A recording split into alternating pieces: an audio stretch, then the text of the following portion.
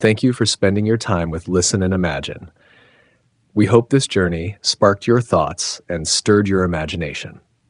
Title of the series, Are We Living in a Simulation? Part 1, The Question That Changes Everything. Series, Are We Living in a Simulation? Have you ever had a moment where reality just didn't feel real? Maybe it was déjà vu, or time slowing down, or a strange feeling that the world around you was off. Like something in the background glitched. You paused, looked around, everything looked normal, but something deep inside you whispered, "This isn't what it seems." Now here's the real question. What if that whisper was right? What if your life, your memories, your loved ones, your world wasn't real in the way you think it is? What if we're all living inside a simulation? It sounds crazy, right? Like something out of The Matrix or a sci-fi novel you read in college. But the simulation theory isn't just late-night dorm room talk anymore. It's being discussed, seriously, by philosophers, physicists, computer scientists, even billionaires. The basic idea goes like this. Somewhere in the far future, or in a completely different dimension, a civilization becomes so technologically advanced they can simulate entire worlds, not just pixels on a screen, but full-blown realities with skies, cities, oceans, and conscious beings who believe they're real. And here's the kicker. If it's possible to simulate life, why would there only be one simulation? Wouldn't there be millions? Billions?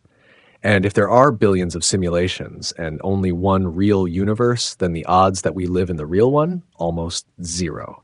In 2003, a Swedish philosopher named Nick Bostrom shook the academic world. His paper, Are You Living in a Computer Simulation?, presented a trilemma, 3 logical possibilities, and they go like this. 1. Advanced civilizations will never reach the point where they can simulate conscious life. 2. If they can, they'll choose not to.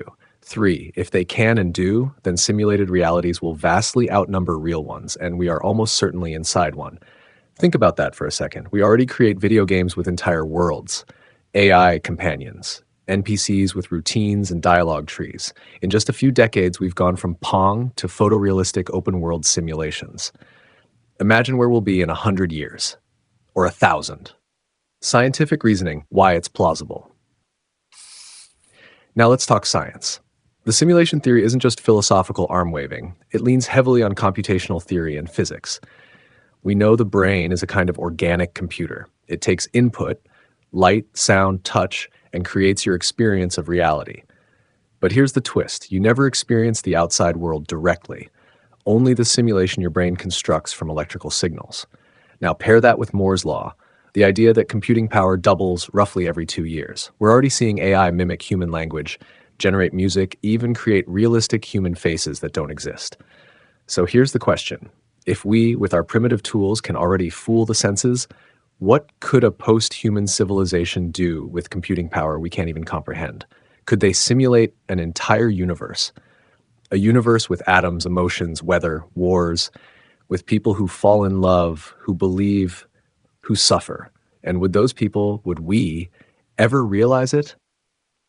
Layer of mystery, the glitches around us. Here's where it gets weird. People all over the world report glitches, moments where reality seems to break. A streetlight flickering every time you walk under it, a conversation you know you've had before, word for word, a number, a pattern, a name that keeps appearing. Lost time, shifting memories, like the famous Mandela effect. Did the Monopoly man have a monocle or not? Are these just coincidences, brain tricks, or something else? Could the simulation be showing its seams? Call to wonder, what if?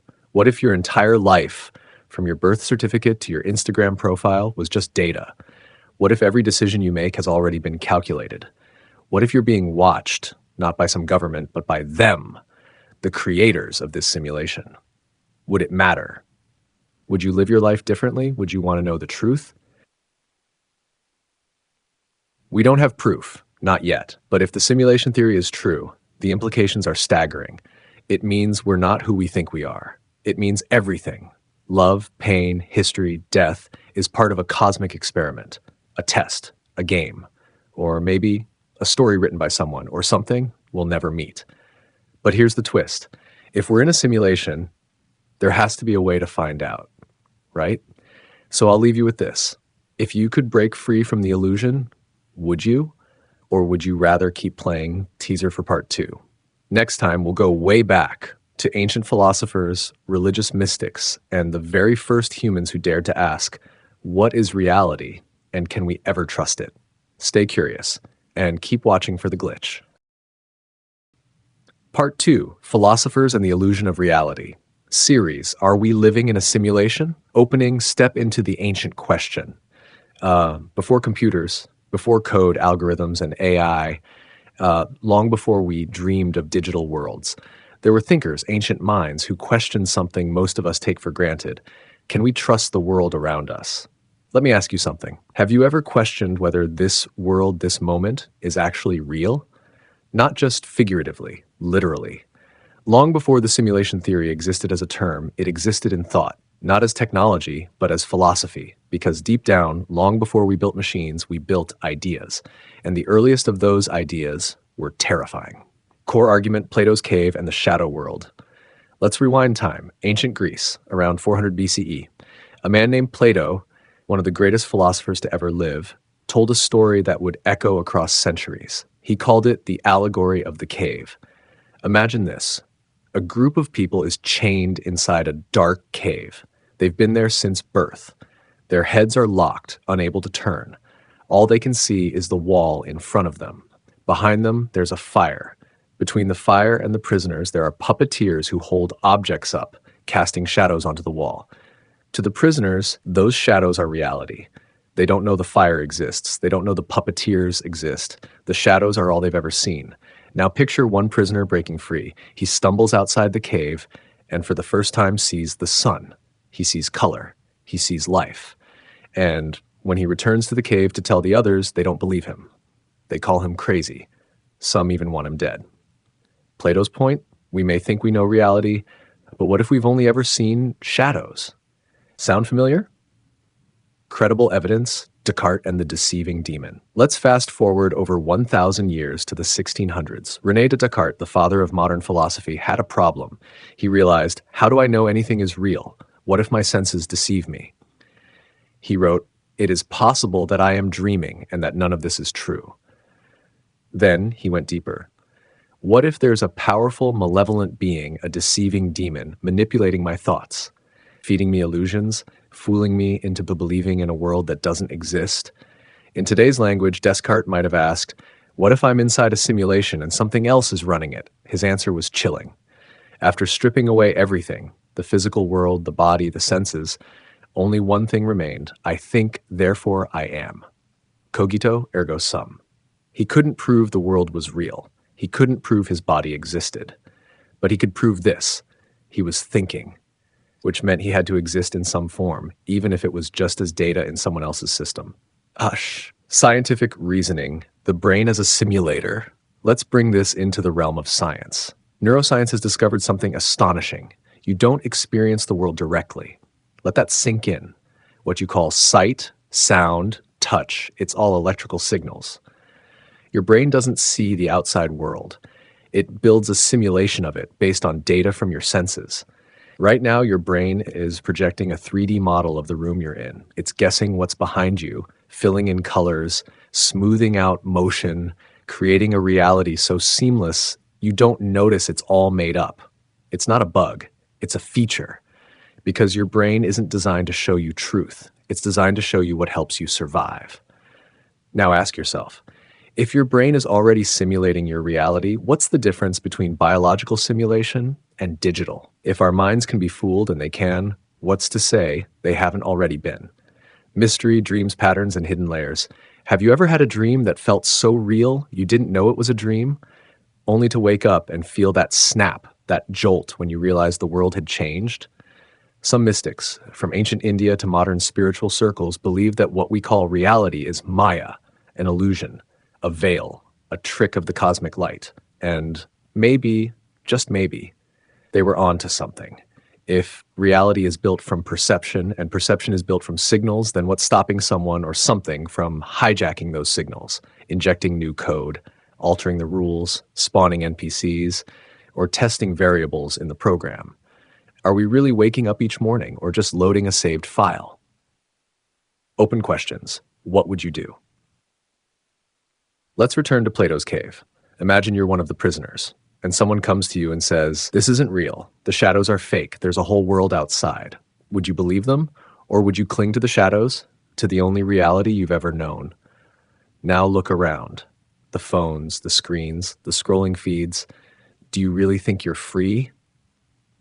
Or are you still in the cave? From Plato to Descartes to modern neuroscientists, the message is clear. The world may not be what it seems, and we may never know what's real, unless we look beyond it. But here's where things get even stranger. In the next part of this series, we'll explore the possibility that the universe itself, space, time, energy, may be made of code. That reality has a source code, that physics behaves like a computer program. Could our universe be running on a cosmic operating system? If so, who wrote it? And what happens when we start digging through its lines? Part 3 is the universe made of code? Series, are we living in a simulation? What if I told you that the entire universe, from the galaxies swirling light years away to the screen you're staring at right now, could all be running on code? Not metaphorically, I'm talking literal code. Bits, logic, patterns, algorithms. Now, I know what you're thinking. This isn't the Matrix. This is real life. But here's the thing. Scientists, physicists, and computer engineers are now seriously asking, is reality written like a computer program? And the more we look, the more it seems the answer might be yes. Core argument, reality resembles computation. Let's start simple. In our world, everything is made of information. Every atom, every photon, every heartbeat can be described by data. The laws of physics, they're rules. Consistent, mathematical, almost like code in a software engine. Take gravity.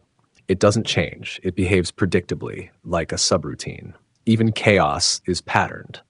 Now think about how computers work. They run programs based on rules. If this, then that.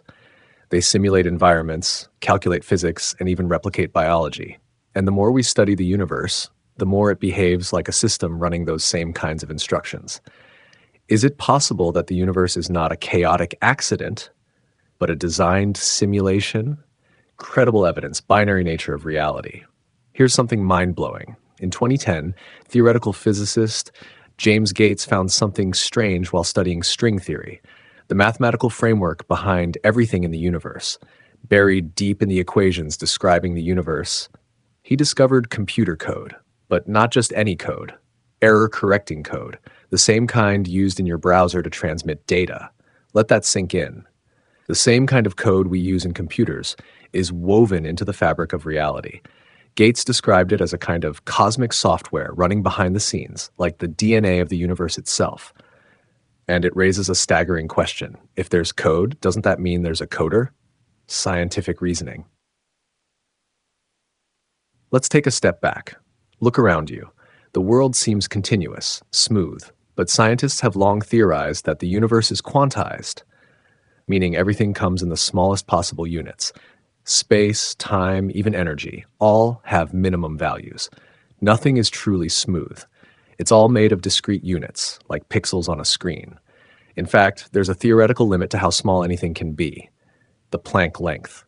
You can't go smaller. It's like zooming into a digital photo. At some point, you hit pixels. So, if the universe has pixels and data structures and built-in rules, how is that different from a simulation? Mystery, are we seeing the edges? Here's where it gets spooky. Physicist Silas Bean and his team proposed an idea. If the universe is a simulation, it might have lattice patterns, like a digital grid, baked into the cosmic background. And guess what? When we look at high-energy cosmic rays, we notice something odd. They don't arrive at every possible angle. They come in quantized directions, like they're restricted by a grid, almost like a video game's invisible boundaries. Are we seeing the limits of the rendering engine? Are those missing angles the seams of the simulation? Philosophical angle, if it's all code, then what are we? So let's say the universe is code. Where does that leave you? Are you a player, an NPC, a self-aware program? If your memories, your choices, even your feelings are just the result of computations, does that make them less real? Or does it mean that reality is something else entirely? And if someone or something built this code, this world, this entire illusion, why? Are we being tested, observed, farmed, Or are we just entertainment for something beyond our comprehension? Open-ended conclusion, the truth beneath it all. This isn't science fiction anymore. This is the edge of modern physics. This is where logic, math, and mystery collide. And the deeper we go, the more reality feels less like the real world and more like a brilliantly rendered program. So the next time your phone glitches or time feels like it skips or you catch a strange synchronicity you can't explain, ask yourself, are you seeing reality break down or are you finally starting to see the code?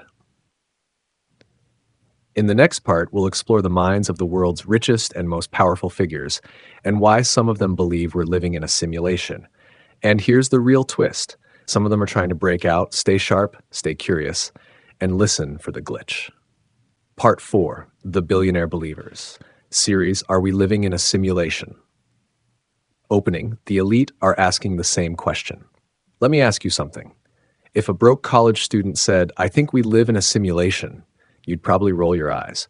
But what that same claim came from a tech billionaire, a man who helped invent the modern internet, someone with access to global intelligence, AI labs, and quantum computers, would you still laugh?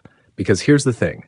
The richest, smartest, and most powerful people on Earth are obsessed with the simulation theory. And some of them aren't just thinking about it. They're actively trying to break us out. Core argument, Elon Musk's bold claim. Let's start with the most famous example, Elon Musk. During a 2016 tech conference, Musk casually dropped a bomb. There's a 1 in billions chance that we're living in base reality. Let me repeat that. Elon Musk, the man behind Tesla, SpaceX, Space, and Neuralink, believes the odds that this is the real world are basically zero.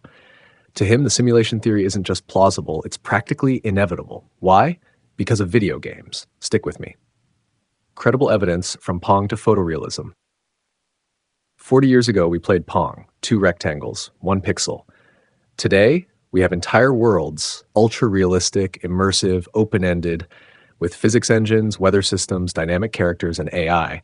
Now imagine technology progressing for 10,000 years. What kind of simulation would we be capable of creating then?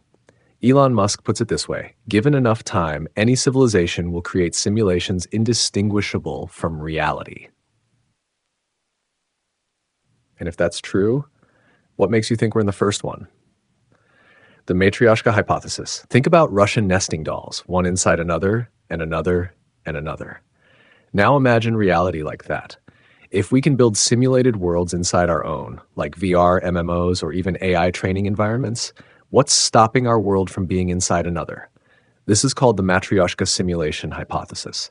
We may be just one layer deep in a stack of simulations, each built by a higher civilization. And if that's true, then what happens when a civilization realizes it's inside a simulation? Can it reach out, hack the system, or even escape? Mystery, the hidden research projects. Here's where things get weird. In 2017, The New Yorker reported that 2 unidentified billionaires were secretly funding scientists to break the simulation. That's right. These weren't philosophers or Reddit users. These were powerful elites with limitless money hiring physicists to find the glitches in reality. No one knows who they were. The story faded fast, maybe too fast. But ask yourself, why would billionaires spend millions trying to break a simulation unless they knew something we didn't? The Tech Connection, Silicon Valley's quiet obsession. Talk to insiders in Silicon Valley and you'll hear whispers. Startup founders, AI developers, game designers, many privately admit they believe we're in a simulation. Some are trying to map the code, others are building AI systems to talk to the architect, and a few have gone dark. There are even rumors of labs using psychedelics and quantum computing to pierce through layers of perceived reality. Is it science? Is it madness? Or are they closer to something? Philosophical twist, who's running the simulation? Now here's the real mind bender. If we're in a simulation, someone had to build it. So who is it? A post-human civilization testing different versions of history? An alien intelligence simulating Earth biology? A godlike being watching how we behave? Are we experiments? Characters in a moral game? Or just background noise?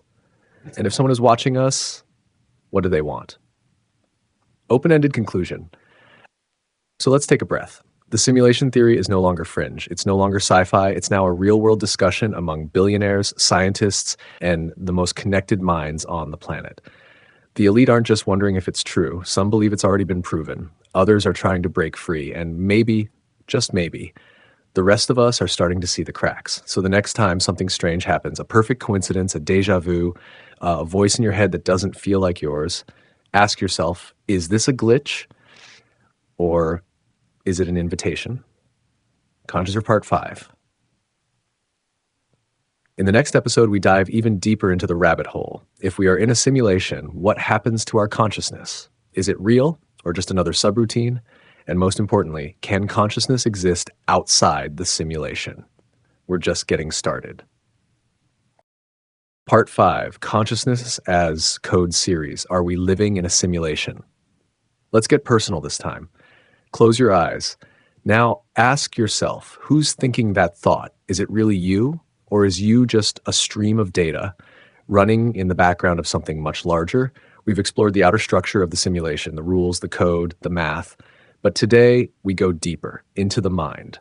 Because if reality is code, then what about consciousness?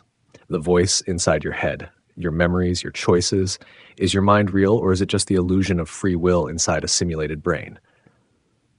Argument, the simulation needs simulated minds. Think about any simulation. A video game, a physics model, an AI training environment, none of them are complete without agents, entities inside the world that perceive, think, act. Now imagine our universe as a simulation. To feel complete, it would need us. Self-aware programs that experience reality, form goals, interact with the system. In other words, consciousness is not a byproduct. It might be the point. But here's the terrifying twist. If your consciousness is simulated, it can be paused, copied, deleted. So then, what are you, really? Scientific evidence as information processing. Let's ground this in neuroscience. Modern science still doesn't understand what consciousness is. There's no agreed-upon definition, no physical location in the brain where it lives. But we do know this. Your brain runs on electrical signals and chemical data. Thoughts are patterns. Feelings are feedback loops. Memories, compressed data, stored and recalled. This aligns perfectly with what we see in digital systems. Your brain processes bits. Your neurons fire like circuits. As famed cognitive scientist Marvin Minsky once said, the mind is just a machine made of meat. If that's true, could the soul just be software? The mystery of uploading the self. Here's where it gets even stranger. Right now, real-world companies are working to upload consciousness. You heard that right. Neuralink, yes, Elon Musk again, Meta's AI division, and even secretive groups like Nectome, they're all trying to map the brain, digitize it, and preserve identity beyond biology. Their goal? Achieve digital immortality. Imagine scanning your mind, copying your memories and personality into a server, and waking up in code. Would that copy still be you, or just a mimic? And if that digital self feels pain, love, fear, just like you do, isn't that consciousness? Or has it always been? Philosophical reflection, what is real? Let's zoom out. What defines something as real? If you can touch it, see it, remember it? But if your senses are just electrical signals interpreted by your brain, and your brain might be running on someone else's hardware, then how do you know any of it is real? Descartes once said, I think, therefore I am. But in a simulation, what if you think? Because that's how you were coded. Consciousness beyond the program. Here's a twist that even simulation skeptics can't ignore. Many ancient spiritual traditions, Hinduism, Buddhism, even Gnosticism, have long claimed that reality is an illusion. The veil of Maya, the dream of Brahman, or the Gnostic false world, these ideas mirror simulation theory shockingly well. But they also offer hope. They suggest that consciousness is not bound by the illusion that there's something beyond the code, a source, a spark, a soul. So ask yourself, if we are simulated minds, who lit the spark? And more importantly, can we wake up? Technomystical intersections and code breaks. Ever had a moment that felt scripted? Like life was too precise, too poetic, too weird to be random? These are called synchronicities, meaningful coincidences with no clear cause. To some, they're just luck. But to others, including some simulation theorists, they're code breaks. Moments where the rendering engine lags, where the system tries to correct for divergence. like a dream noticing itself. Could these events be consciousness brushing against the boundaries of the simulation? Could they be clues? Here's the most unsettling part. If our consciousness is entirely simulated, then there's no escape, no unplugging, no waking up, because there is no outside to reach. But if consciousness is more than just code, if there's a deeper quantum, maybe even spiritual component, then maybe, just maybe, we can reach out. To what though? A higher plane, the original reality, or the mind of the creator itself? Open-ended conclusion. You are the key. So here's what we're left with. Consciousness might be the one part of the simulation that isn't simulated, or it might be the most sophisticated code ever written. But either way, the fact that you're asking these questions, that you're aware, that you're listening right now means something. Maybe you're not a prisoner in the system. Maybe you're the glitch. So ask yourself, who's behind the thoughts? Who's watching the watcher? And most haunting of all, if the simulation ends when no one's observing it, then what happens when you close your eyes? Teaser for part 6. In the next episode, we hunt for real-world glitches in the Matrix. Missing time, duplicated people, impossible coincidences. We'll explore the stories and the science behind the moments that defy explanation. Because if the code is breaking down, we should all be paying attention. Part 6. When Reality Glitches series, Are We Living in a Simulation? Opening, have you noticed something strange? Let me ask you something. Have you ever experienced a moment that made your skin crawl, but you couldn't explain why? A time slip, a missing object that reappeared in a place you already checked 10 times? A conversation you swear happened that no one else remembers? You're not alone. There's a name for this kind of experience, a glitch in the Matrix. And no, it's not just a movie reference anymore. People around the world, from every culture, age group, and background, are reporting strange, inexplicable events that make them question the very nature of reality. And if we are in a simulation, these glitches may be the evidence we've been waiting for. Argument: what is a glitch in the Matrix? In computing, a glitch is a brief fault in the system, a hiccup, a misfire, a fragment of broken logic that reveals something behind the curtain. Now apply that to real life. A glitch in the Matrix is any moment where reality fails to follow its own rules, where time, space, or logic bends in ways that defy explanation. Some call them hallucinations, others call them spiritual experiences. But increasingly, they're being viewed as bugs in the simulation, and every bug tells us something about the underlying code. Real-world stories, the unexplainable. Let's look at a few real stories that have left scientists and skeptics scratching their heads. The man who skipped an hour in 2018, a man in Chicago reported leaving his house at 10:30 a.m. to grab coffee, just a 5-minute walk. But when he returned, it was 11:45 a.m. His phone, his watch, even his neighbor's clock confirmed it. He had no memory of where that time went, no signs of injury, drugs, or alcohol. Gone. Was it a memory lapse, or did the simulation pause his character while it rebooted part of the map? The doppelganger phenomenon. A woman in Texas swore she saw her boyfriend enter their apartment, grab a drink from the fridge, and sit on the couch. But when she turned around, he was gone. 10 minutes later, the real boyfriend walked through the door, carrying the same drink, wearing the same shirt, saying the same words. She was shaken. He thought she was joking. Was it a dream, or had the simulation accidentally rendered him twice? The Berenstain-Berenstein problem. Let's talk about one of the internet's most famous glitches, the Mandela effect. Millions of people swear the famous children's book series was called The Berenstain Bears, with an E.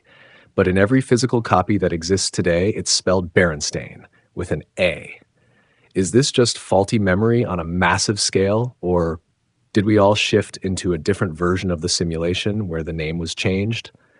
Scientific exploration. Are glitches detectable?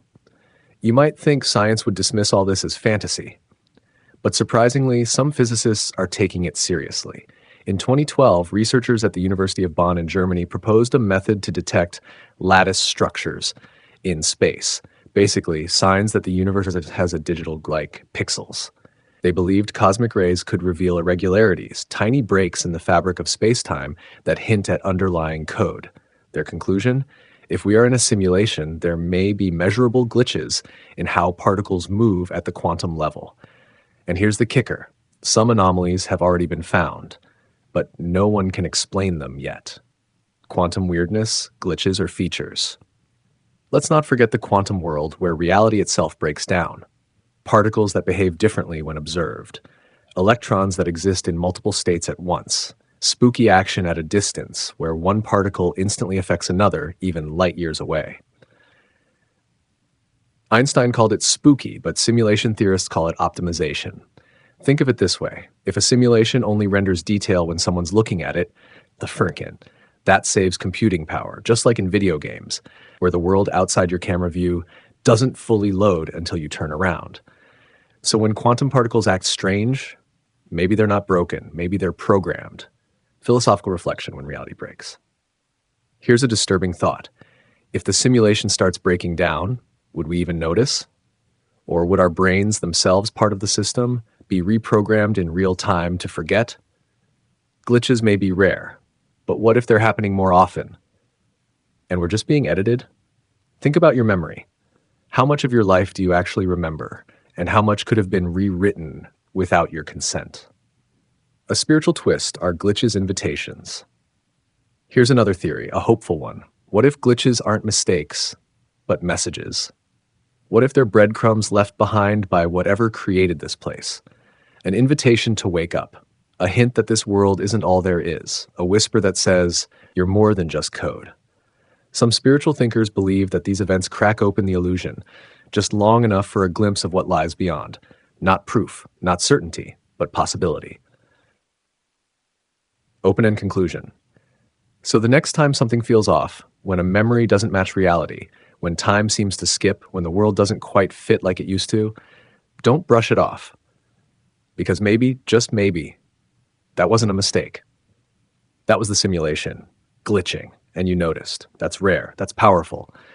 So ask yourself, what's the system trying to hide? Or what's it trying to tell you? And if you could break through the illusion, would you want to? Teaser for part 7, the architects.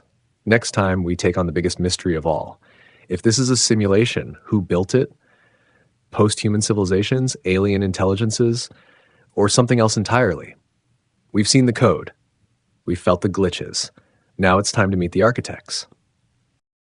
Part 7, the architects behind the code series. Are we living in a simulation? Opening, who built this? If we are living inside a simulation, there's one question that cuts deeper than all the rest. Who built it? Forget the glitches. Forget the strange physics and the unexplainable synchronicities. Those are symptoms. But what about the source? What kind of intelligence would have the power, the technology, or even the desire to simulate an entire universe? Filled with conscious beings, is it us from the future? Some alien civilization, or something far older and far stranger? Tonight, we peel back the curtain and meet the possible architects of our reality. Simulation requires a simulacrum. Let's start with the obvious. You don't get a simulation without a simulator.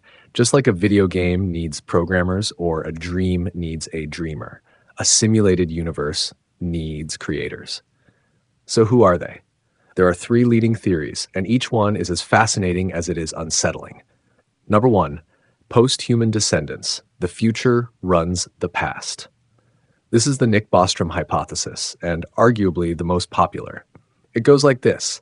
Eventually, human civilization will reach a level of technological advancement where we can simulate entire worlds, down to individual minds, complete with thoughts, memories, and emotions.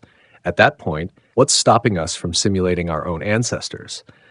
We could run historical recreations for education, entertainment, or research.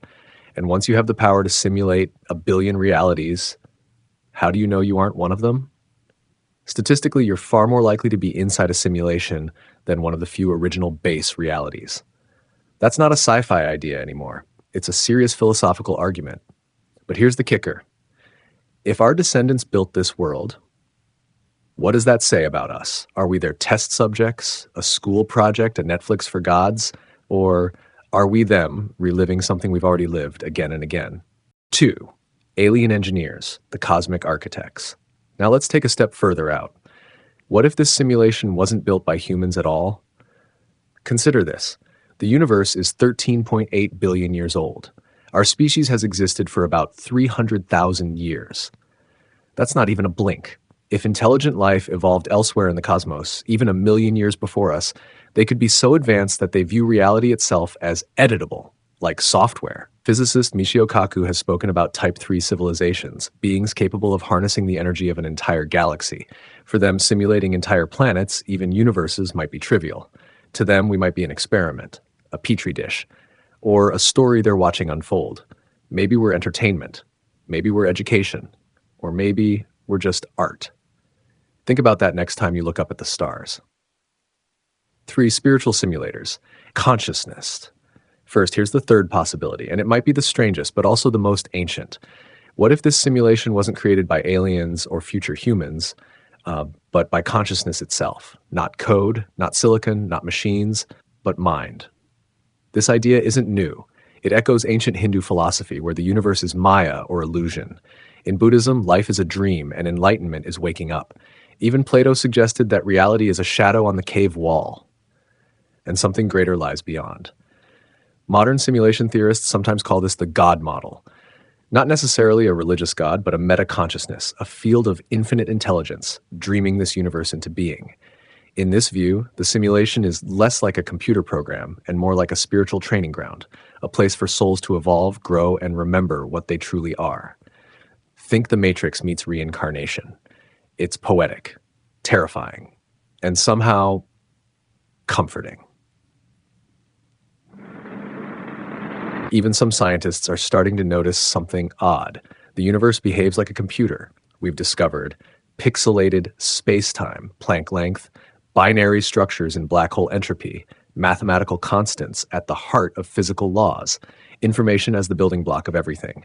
MIT's Max Tegmark says we don't live in a physical world, we live in a mathematical one. NASA physicist Rich Terriel puts it bluntly, we may be the creation of some programmer's grand design. Part 8, Breaking the Fourth Wall series, Are We Living in a Simulation? Opening, What If You Could Bend Reality? Have you ever had a moment that felt off? Like reality glitched for just a second, the lights flickered, time skipped, or a stranger finished your sentence? Now ask yourself, what if that wasn't just a coincidence? What if that was you touching the edge of the code? Tonight, we're diving into the idea that this simulation, if it's real, might not be airtight. It may have loopholes, backdoors, cheat codes. In this episode, we're talking about breaking the fourth wall of reality.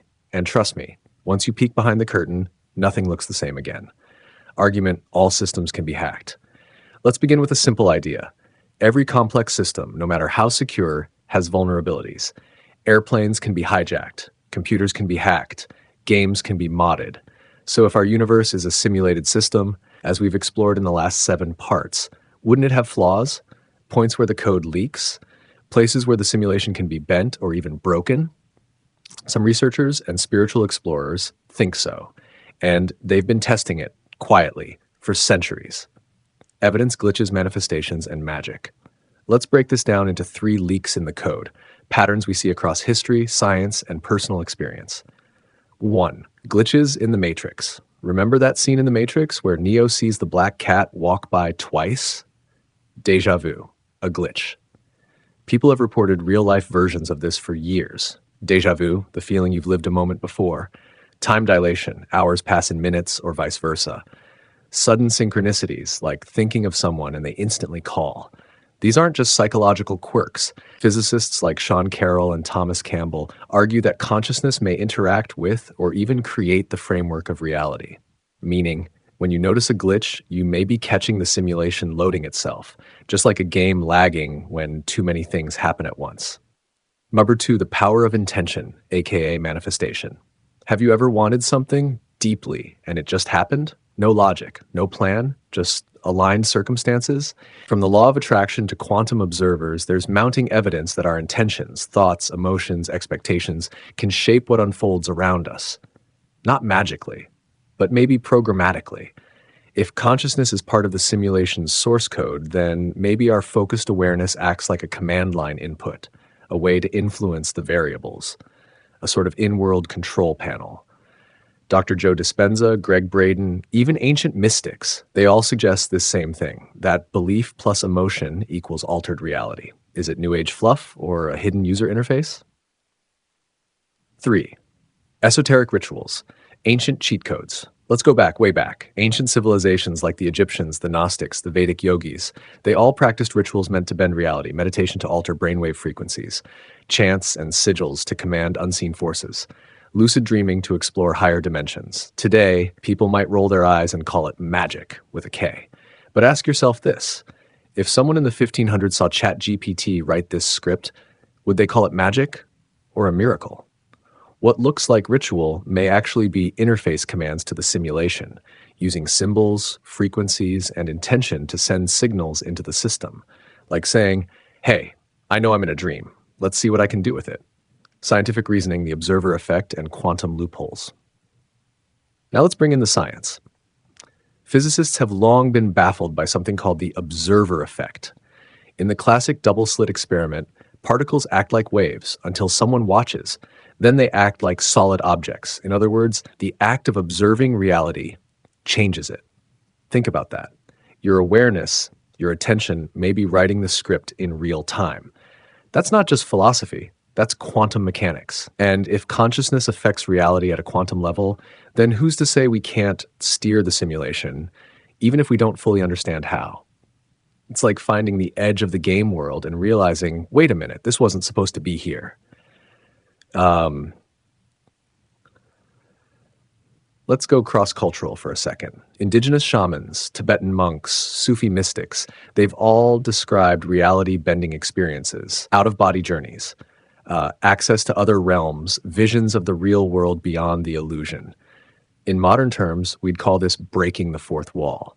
These aren't hallucinations, they're interface breaches, moments when the veil lifts and the person sees the engine behind the experience. From ancient ayahuasca journeys to deep states of meditation, people keep reporting the same thing. This isn't the real world. It's a construct, and we're more than it. Philosophical twist, should we hack it? If we can influence the simulation, should we? That's the ethical dilemma. What if trying to control it makes us lose the point of being here? What if the game, the suffering, the love, the struggle is the entire point? Maybe the goal isn't to break the simulation, but to master it from within, to become lucid dreamers of our own lives, not escape artists. Remember, every game has rules, but every great player knows how to push the rules without breaking them. Open-ended conclusion. What will you do with this power? So let's say it's real. Let's say your mind can influence the simulation. Your choices ripple outward. Your focus rewrites the next scene. Now what? Will you create something better? Will you heal old code? Will you test the edges or color inside the lines? This isn't just science fiction anymore. This is your move, because whether you're the player, the character, or the dreamer, you are in the story now, and maybe, just maybe, you're also the writer. Next time, we'll explore one of the most controversial and unsettling simulation theory ideas. Are all people in the simulation real? Are some of us non-player characters background code? If so, how do you know who's conscious? And how do you know you are? We'll go there in Part 9, NPCs, Souls, and Digital Ghosts. Part 9, NPCs, Souls, and Digital Ghosts. Series, Are We Living in a Simulation? Opening, Are They All Real? Picture this. You're walking down a crowded street. Hundreds of people pass by. Faces, eyes, voices, laughter, silence. But a strange question creeps into your mind. How many of these people are actually real? How would you even know? Do they have inner worlds? Are they dreaming like you are? Or are they just running a script? Today, we dive into one of the most controversial and chilling ideas in simulation theory, the NPC hypothesis. That maybe, just maybe, not everyone in your world has a soul. Let that sink in. Argument, the concept of non-player characters. If we live in a simulation, a complex digital construct, then it stands to reason that not every entity inside it needs to be conscious. Just like in a video game, not every character has agency. Some are programmed responses, environmental filler, background detail. They're there to create the illusion of a populated world. In gaming, we call them NPCs, non-player characters. And if our universe is a simulation, is it possible that some people are NPCs? It's a theory that unsettles almost everyone because it questions the very nature of personhood, empathy, and reality itself. Evidence, behavioral patterns, and the empty look. Let's talk about strange observations. There are people who've reported interactions that felt hollow, conversations where the other person repeats vague phrases. Their emotional responses feel mechanical. They never seem to grow, evolve, or reflect. We're not talking about temporary distraction or introversion. We're talking about entire personalities that seem pre-written, autopilot humans. Ever met someone who felt like a placeholder? A filler person? You wouldn't be the first. Even in ancient texts, from Gnosticism to early Buddhist writings, there are references to soulless vessels, empty ones, beings without divine spark. Could those be ancient interpretations of NPCs? Scientific parallel, integrated information theory. Now let's anchor this in neuroscience. Integrated information theory, proposed by neuroscientist Giulio Tononi, suggests that consciousness arises from how much a system integrates information. The more interconnected the processing, the more aware a system is. Some artificial intelligence systems, like chatbots or facial recognition AIs, mimic human behavior, but lack self-awareness. They pass the Turing test, but they don't actually feel anything. Could some human beings, by design or default, be systems with low integration? They walk, talk, function, but lack true inner consciousness? This isn't a judgment. It's a philosophical and cognitive question. Case studies, sudden activation. Here's where it gets eerie. There have been stories from therapists, spiritual seekers, and even near-death survivors of people who seemed empty until something woke them up. A trauma, a spiritual event, a moment of deep reflection. Suddenly they change. Like someone flipped a switch. What if some NPCs can become players? What if consciousness is something that can download into or awaken within a human body? Think of it like a multiplayer game where some avatars start empty until a user logs in. Could that explain spiritual awakenings? Or why some people feel like new souls? Philosophical implication, the ethics of the NPC world. This is where it gets dark. If some people aren't conscious, do they matter? That question should make you uncomfortable, because the moment we start treating anyone as less than real, we step into dangerous territory. This theory has been weaponized before by cults, dictators, even deranged individuals as a way to dehumanize others. But here's the twist. Even if some characters in the simulation are background code, their presence still shapes your journey. They are part of your narrative, your test, your mirror. They still matter, if not for themselves, then for the storyline you're living. And maybe, just maybe, we're all NPCs until we wake up.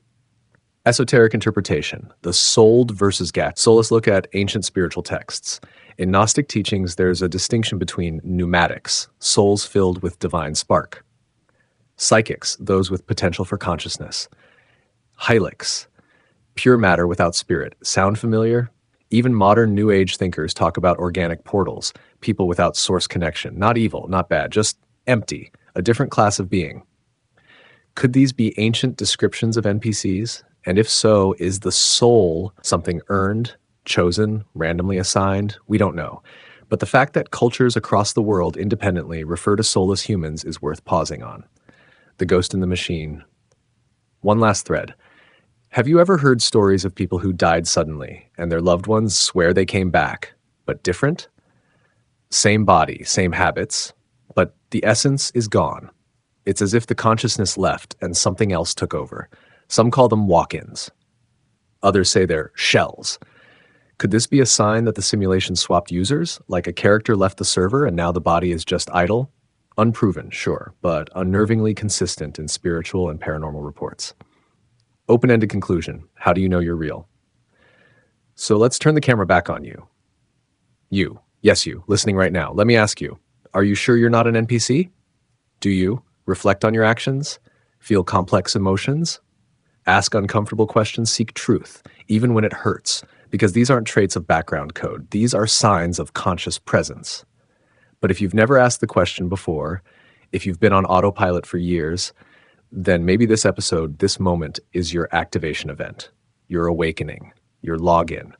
Because in this simulation, the only thing scarier than being surrounded by NPCs is not realizing that you might be one. Teaser for part 10. Exiting the simulation. In our final episode, we'll ask the biggest question of all. If this is a simulation, can we ever get out? And if so, how? Death? Enlightenment? Some kind of log out button? Or maybe we're not supposed to exit. Maybe we're supposed to remember who we are, inside it. Join us next time for the final chapter. Part 10, The Exit Protocol. Can we wake up from the dream? Series, Are we living in a simulation? So here we are. 10 episodes deep, 10 layers peeled back, 10 red pills swallowed. We've asked, is our world real? Who's running the code? Are some people NPCs? What is consciousness inside a machine? But now, it's time for the final question. If this is a simulation, how do we get out? Or maybe the better question is, are we even supposed to? Let's talk about escape. Let's talk about awakening. Let's talk about breaking the fourth wall. Because if life is just a cosmic video game, what happens when the player wants to log off? Argument. What does exit even mean? Let's get something straight. If you're inside a simulated environment, whether it's digital, dreamlike, or cosmic, the concept of exit gets tricky. You can't just walk to the edge of the map and find a door. You are the program, the avatar, the observer embedded within the system. So exiting isn't about physical escape, it's about mental transcendence. Think of lucid dreaming. When you realize you're in a dream, everything changes, but you're still in it. Your awareness shifts. Suddenly, you're no longer just reacting, you're participating, guiding, choosing. So maybe exiting the simulation isn't about finding a tunnel out, maybe it's about waking up within. Evidence from near-death to psychedelic journeys. Let's look at what people say when they almost die. Time and time again, in near-death experiences, survivors report leaving their body, floating above hospitals, seeing their life play out like a movie, and most chilling of all, feeling like they returned to base reality. They describe the world outside this one as light, pure intelligence, free of time, familiar, as if they'd been there before. Is death the exit, or is it just another simulation level? And what about psychedelics?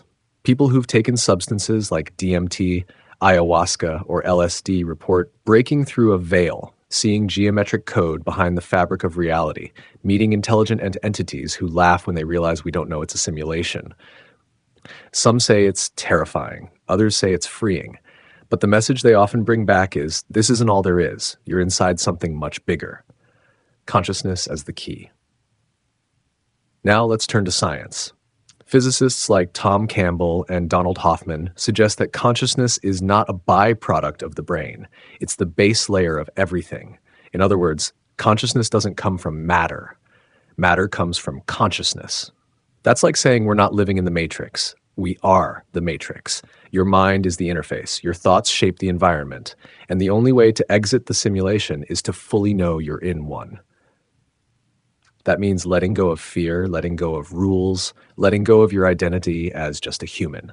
Exiting might mean realizing you were never truly in it. Ancient clues enlightenment as the logout code. Spiritual traditions have been hinting at this for centuries. Buddhists speak of Maya, the illusion of reality. Hindus describe Lila, life as divine play.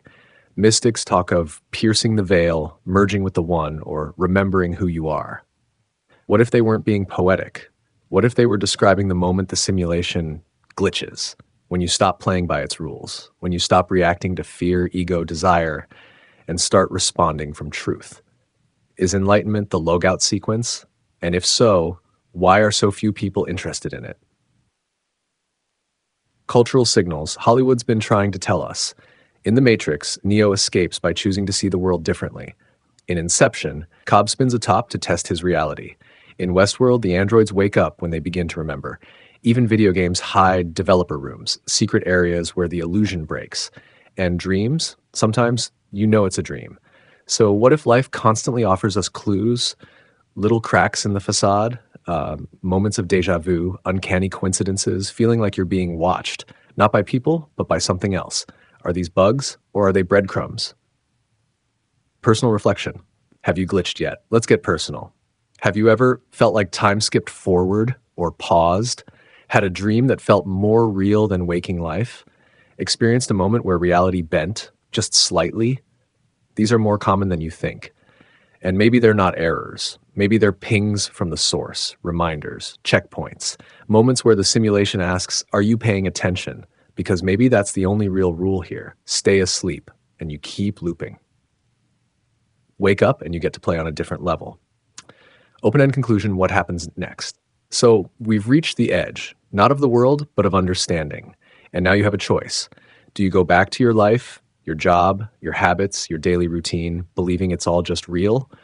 Or do you let this idea sit in your soul, that life is a construct, a school, a test, a game, and the purpose isn't to escape, it's to remember. Remember what? That you're not just the player, you're the dreamer of the dream.